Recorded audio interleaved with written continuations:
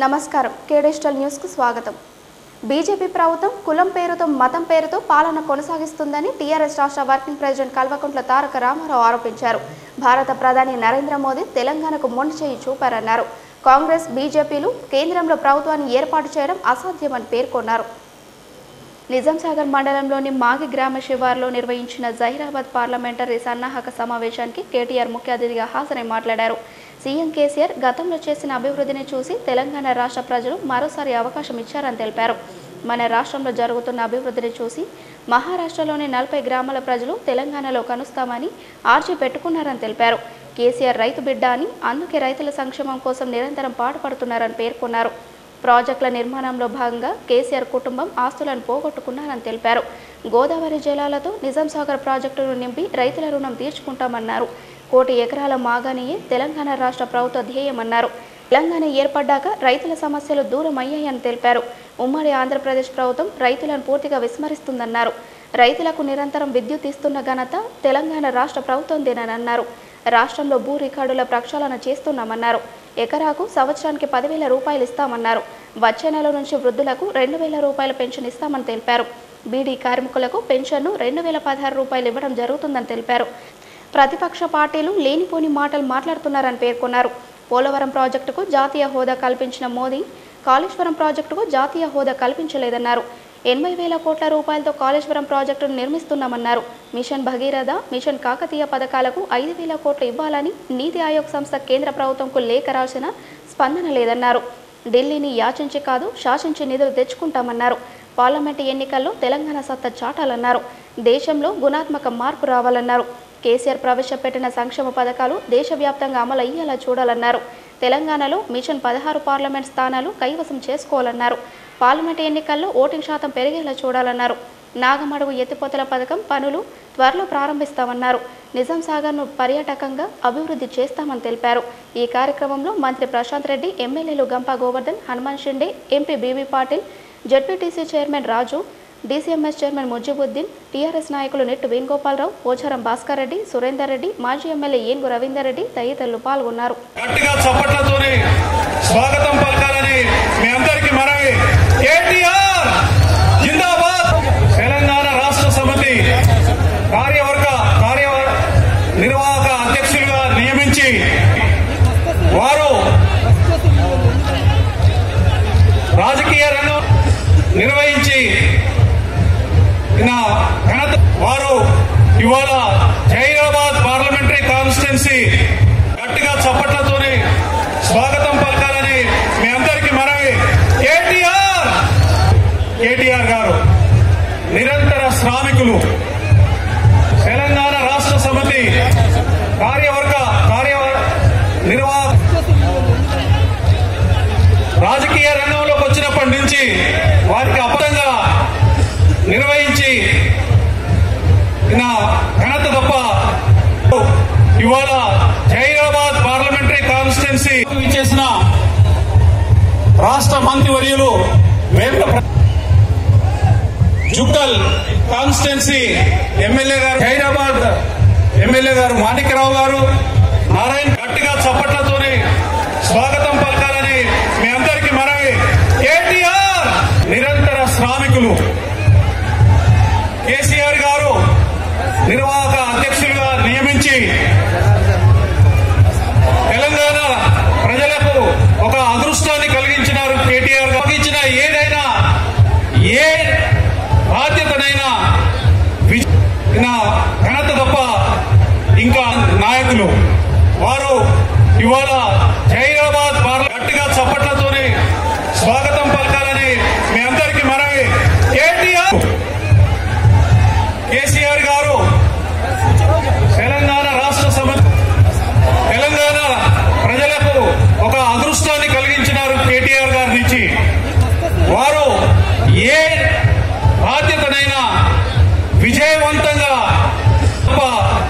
ఇంకా అపజయం అనేది తెలియని గొప్ప నాయకులు వారు ఇవాళ జహీరాబాద్ పార్లమెంటరీ కాన్స్టిట్యున్సీ మనం ఒక సంవత్సరమో 6 నెలల కిందటనో చాలా ఆశ్చర్యం, దేశం మొత్తంలోనే ఒక అరుదైన సందర్భాన్ని ఒక 6 నెలల కింద మేము చూడడం జరిగింది। ముదోల్ తాలూకాను అంటుకొని అటువైపు మహారాష్ట్రలో ఉండే ప్రాంతం ఉన్నది.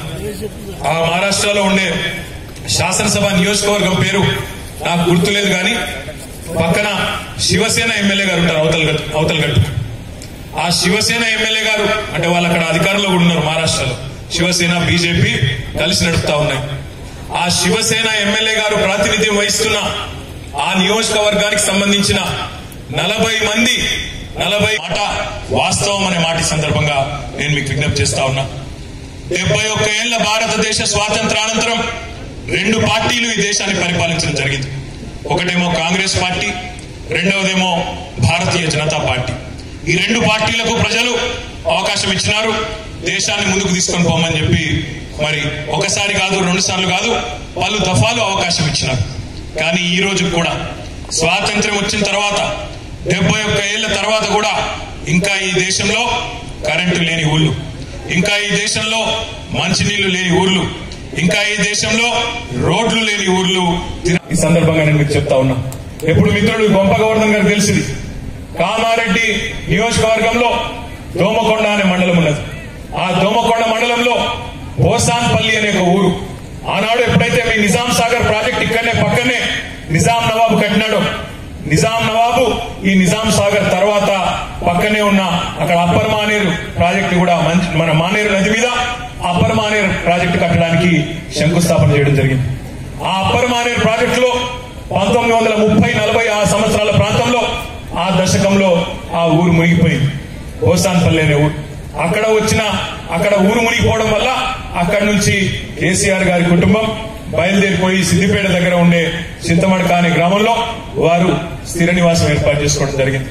లేకపోతే బహుశా కేసీఆర్ గారు మరి కామారెడ్డి ఎమ్మెల్యే అవుతుండనో, జహీరాబాద్ పార్లమెంట్ సభ్యుడు అవుతుండనో నాకైతే తెలియదు. కానీ మరి మా మూలాలు, మా బంధుత్వాలు, మా చుట్టరికాలు కూడా మీ పార్లమెంటరీ నియోజకవర్గంలోనే ఉన్నాయనే మాట కూడా ఈ సందర్భంగా నేను మీ అందరు కూడా విజ్ఞప్తి చేస్తా ఉన్నా. కామారెడ్డిలోనే మరి కేసీఆర్ గారు పూర్వీకులు కూడా అక్కడే ఉండేది. కానీ కేసీఆర్ గారి పూర్వీకుల విషయం కాదక్కడ నేను చెప్పదలుచుకున్నది. నేను చెప్పదలుచుకున్నది ఏమంటే, ఒక ప్రాజెక్టు కట్టేటప్పుడు అక్కడ ఉండే నిర్వాసితులు, భూములు కోల్పోయేటోళ్ళు ఎంత బాధపడతారో కేసీఆర్ గారికి స్వయంగా తెలుసు. బహుశా ఈ రాష్ట్రంలో, పోయిన ఆంధ్రప్రదేశ్ రాష్ట్రంలో ఏ ముఖ్యమంత్రి గారికి కూడా సొంత భూములు మాత్రం ఏ ప్రాజెక్టులో కూడా పోయి ఉండవు. కేసీఆర్ గారి తండ్రి గారి భూమి, తల్లి గారి భూమి అప్పర్ మానేరులో పోయింది. మా అమ్మగారు కేసీఆర్ గారి సతీమణి, వారి ఊరు మొత్తం కొదురుపాక అనే ఊరు మిడ్ మానేరులో మునిగిపోయింది.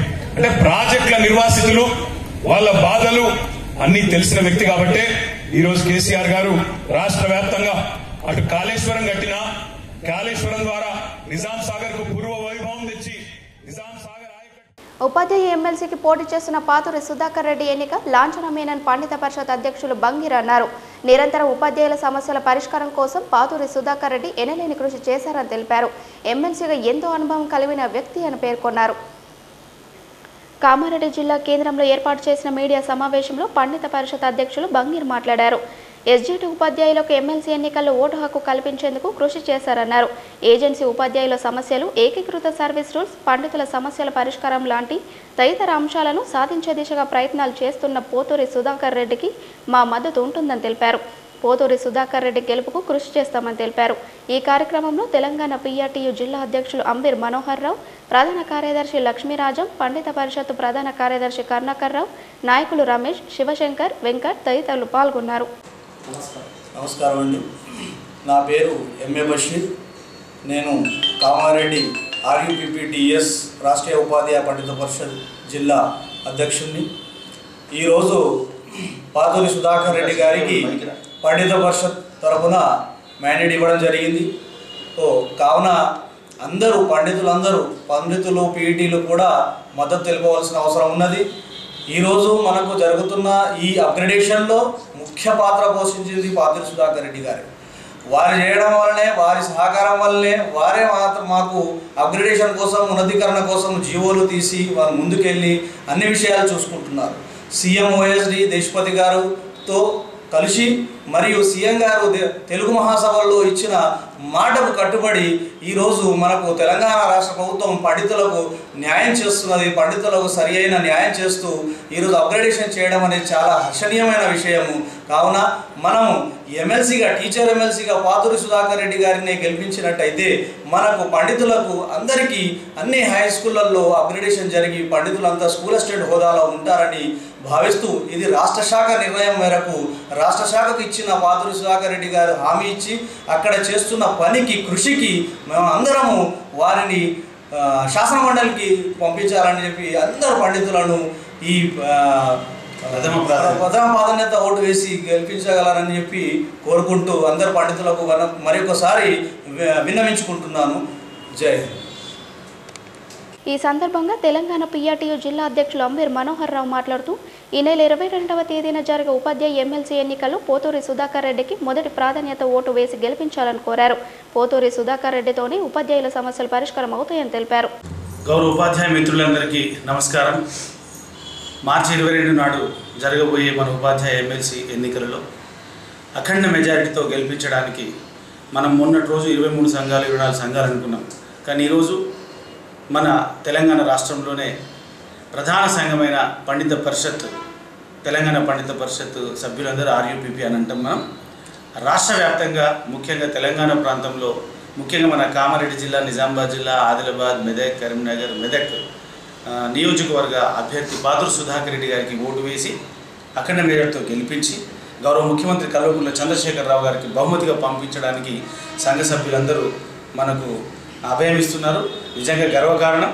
ఇప్పటివరకు విజయం కోసం పోరాడినాం, కానీ ఇప్పుడు ఆ విజయం నల్లేరు నడక అనే విషయం అందరికీ తెలియజేస్తూ ప్రజలతో పాటు మనతో పాటు ప్రజలనే విషయాన్ని గమనించాల్సిందిగా గౌరవ ఉపాధ్యాయ మేధావులందరికీ మరొకసారి నమస్కారాలు తెలియజేస్తూ ప్రథమ ప్రాధాన్యత ఓటులోనే పాతూరి సుధాకర్ రెడ్డి గారు విజయదుందు మోగేటట్టు ప్రయత్నం చేయాల్సిందిగా విజ్ఞప్తి చేస్తున్నాను. సెలవు తీసుకుని జై హింద్, భారత్ మాతాకి జై. అదే రకంగా గౌరవ ఆర్యూపీపీ జిల్లా అధ్యక్షులు కామారెడ్డి శ్రీ బషీర్ గారు తన అమూల్యమైన విషయాల్ని చెప్పాల్సిందిగా విజ్ఞప్తి చేస్తున్నారు. ఓటు ద్వారా మన భవిష్యత్తును మార్చుకోవచ్చునని దోమకొండ తహసీల్దార్ సతీష్ రెడ్డి అన్నారు. అభివృద్ధి చేసే నాయకుడిని ఎంపిక చేసుకునే అవకాశం ఉంటుందని చెప్పారు. ఇందుకు 18 సంవత్సరాలు నిండిన ప్రతి ఒక్కరూ తమ ఓటు హక్కును వినియోగించుకోవాలని సూచించారు. దోమకొండ మండల కేంద్రంలోని గ్రామ పంచాయతీ కార్యాలయంలో ఓటుపై గ్రామస్తులకు అవగాహన కార్యక్రమం నిర్వహించారు. ఈ సందర్భంగా ఈవీఎంల ద్వారా ఓటు ఎలా వేయాలో ఓటర్లకు చూపించారు. అనంతరం ఏర్పాటు చేసిన సమావేశంలో తహసీల్దార్ సతీష్ రెడ్డి మాట్లాడుతూ ఓటర్లు ప్రలోభాలకు లొంగవద్దని సూచించారు. ఓటుతోనే దేశ భవిష్యత్తును మార్చే అవకాశం ఉంటుందని పేర్కొన్నారు. ఈ కార్యక్రమంలో సర్పంచ్ అంజలి, ఆర్ఐ, వీఆర్ఓ, ఆయా శాఖల అధికారులు తదితరులు పాల్గొన్నారు.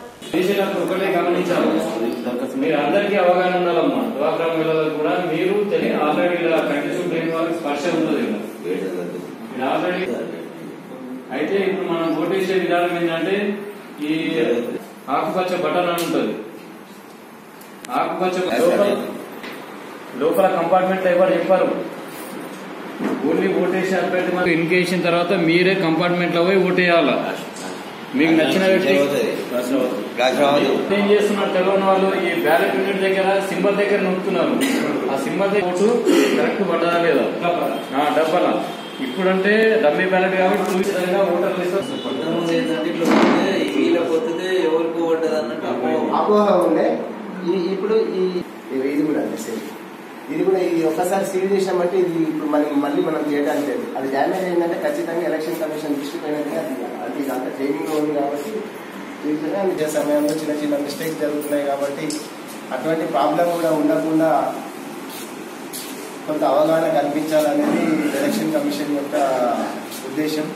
దాంట్లో భాగంగానే ఈరోజు మన దొంగ పెట్టడం జరిగింది. దాంట్లో ఈ డ్వాక్రా మహిళలు కూడా వచ్చింది. కాబట్టి మీరు ఏదైతే ఈరోజు ఇక్కడ చూస్తున్నారో అది కొంత అందరికీ అవగాహన మన చుట్టుపక్కల ఉన్న అందరికీ కూడా ఒకటి ఎక్స్ప్లెయిన్ చేయడం జరుగుతుంది.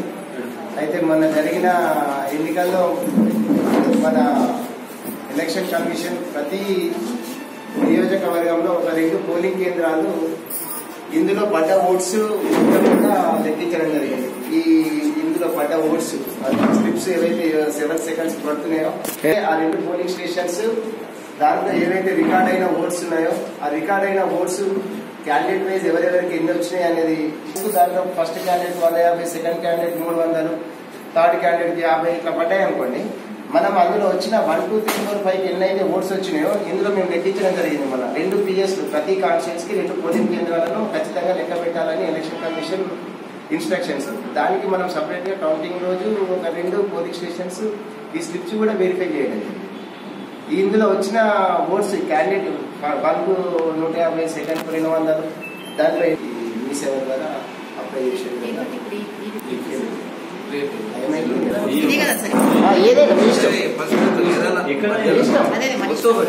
కొంచెం వెనుక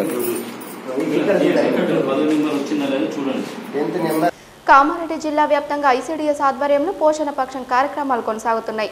ఇందులో భాగంగా చిన్నారులచే ఆయా గ్రామాల్లో ర్యాలీ నిర్వహిస్తున్నారు. అలాగే అంగన్వాడీ కార్యకర్తలు ఇంటింటికి తిరుగుతూ పోషకాహారం ప్రాముఖ్యతను వివరిస్తున్నారు. దోమకొండ మండల కేంద్రంలోని ఐసీడీఎస్ ఆధ్వర్యంలో పోషణ పక్షం కార్యక్రమాన్ని నిర్వహించారు. ఈ సందర్భంగా మండల కేంద్రంలోని బాలికల పాఠశాల నుంచి విద్యార్థులచే సైకిల్ ర్యాలీని చేపట్టారు.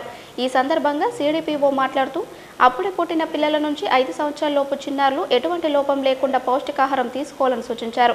అంగన్వాడీ కార్యకర్తలు సూచించే సూచనలు గర్భిణీలు పాటించాలన్నారు.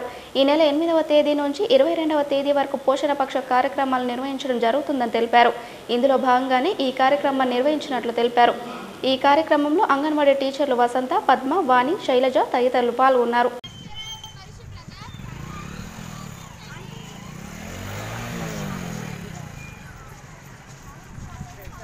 దోమకొండ మండలంలో సైకిల్ ర్యాలీ తీయడం జరిగింది. పోషణ పక్షం ప్రతి ఇంట్లో కానీ న్యూట్రిషన్ అనేది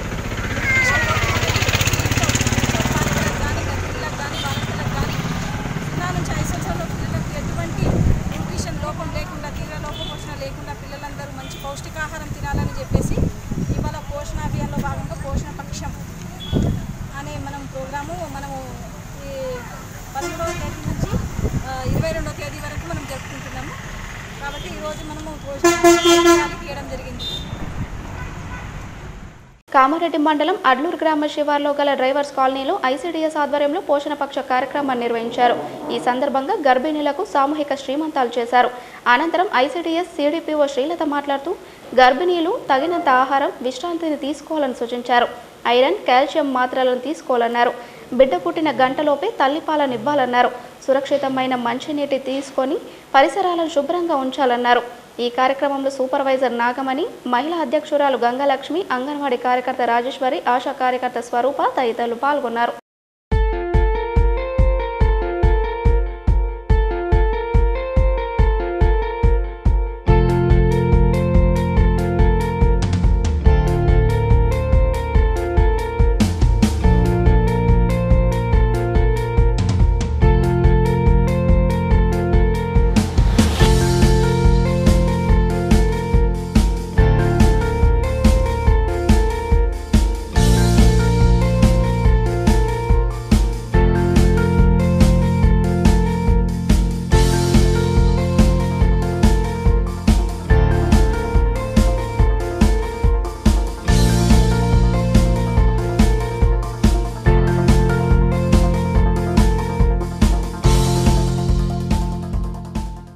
శ్రీలత, నేను ఐసీడీఎస్ కామారెడ్డి సిడిపిఓ.